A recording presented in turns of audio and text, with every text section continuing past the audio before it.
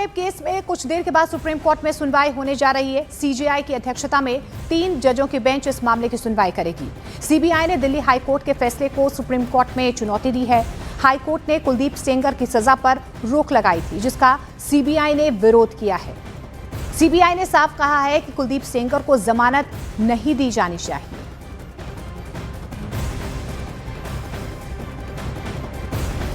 उन्नाव के rape case में high court के फैसले को चुनौती देते हुए सीबीआई ने सुप्रीम कोर्ट में इस फैसले को चुनौती दी है।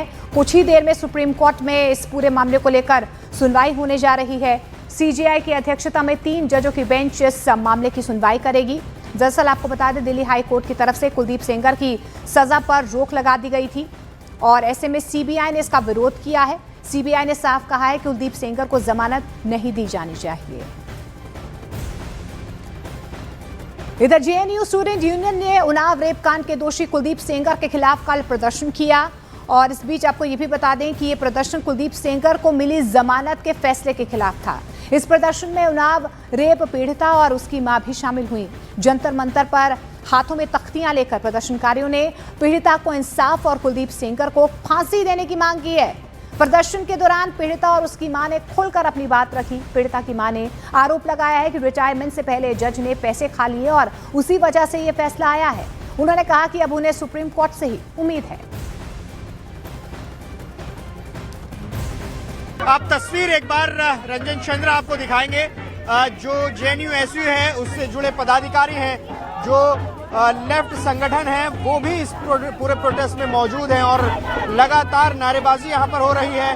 कुलदीप सेंगर के खिलाफ हाथों में तख्तियां यहां पर ली हुई हैं और रेप पीड़िता की मां भी इस प्रदर्शन में मौजूद है और लगातार ये मांग की जा रही है कि सख्त जो इसमें फैसला है वो सुप्रीम कोर्ट को लेना चाहिए और सवाल खड़े किए जा रहे हैं हाईकोर्ट के फैसले पर। कैमरा पर्सन रंजन चंद्रा के साथ जावेद मंसूरी, न्यूज़ 18 इंडिया, दिल्ली।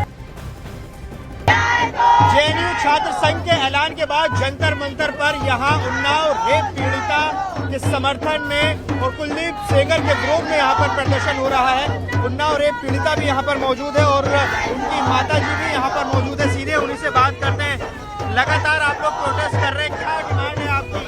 यही मांग है, हमको न्याय चाहिए। यूपी सरकार, दिल्ली सरकार से यही हमका भरोसा। अमित शाह थे, द्रौपदी मुर्मू जीते, राहुल जीते, सोनिया जीते, प्रियंका जीते, सारी सरकारों से यही मांग है, हमको न्याय चाहिए। मेरे बच्चों की कोटी हटा दी गई। सुप्रीम कोर्ट में भी सुनवाई होनी है। सीबीआई ने कहा है कि जो हाईकोर्ट ने फैसला दिया था उसका विरोध किया है। आपको उम्मीद है सुप्रीम कोर्ट से राहत मिलेगी? राहत मिलेगी, हमको भरोसा है राहत मिलेगी। जज साहब को रिटायर होना था, तो जज साहब ने अपना पैसा से पेट भर लिया। मेरे बच्चों के बारे में जज साहब नहीं सोची। क्या डिमांड कर रहे हैं आप? क्या एक्शन होना चाहिए और सुप्रीम कोर्ट को क्या करना चाहिए? सुप्रीम कोर्ट का जितने हमारे पति के हत्यारे हैं सबको फांसी होना चाहिए। मेरे पति को मार दिया गया, वो ऊपर है, मेरा सुहाग छीन लिया गया, उनको नहीं दिखान, 2 जज्जों को नहीं दिखान।